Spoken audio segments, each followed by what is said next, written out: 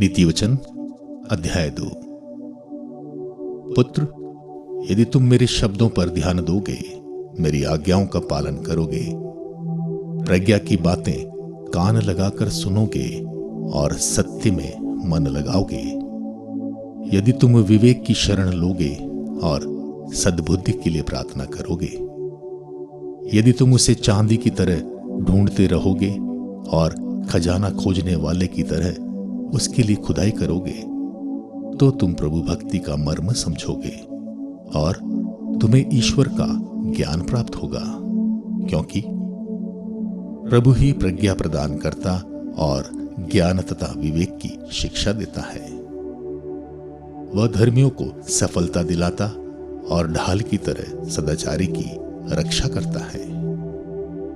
वह धर्म मार्ग पर पहरा देता और अपने भक्तों का पथ सुरक्षित रखता है।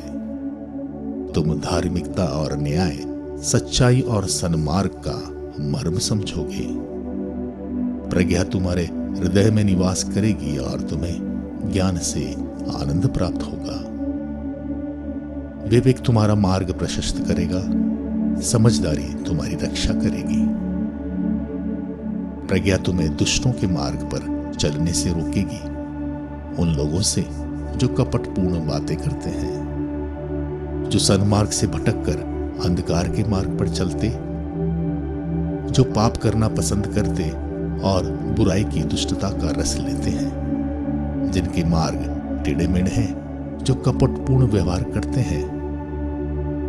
प्रज्ञा तुमको परस्त्री के जाल से बचाएगी, उस व्यभिचारिणी के सम्मोहक वचनों से, जिसने अपनी युवावस्था के साथी का परित्याग किया और अपने ईश्वर का विधान भुला दिया। उसका घर मृत्यु की ओर, उसका पथ अधोलोक की ओर ले जाता है।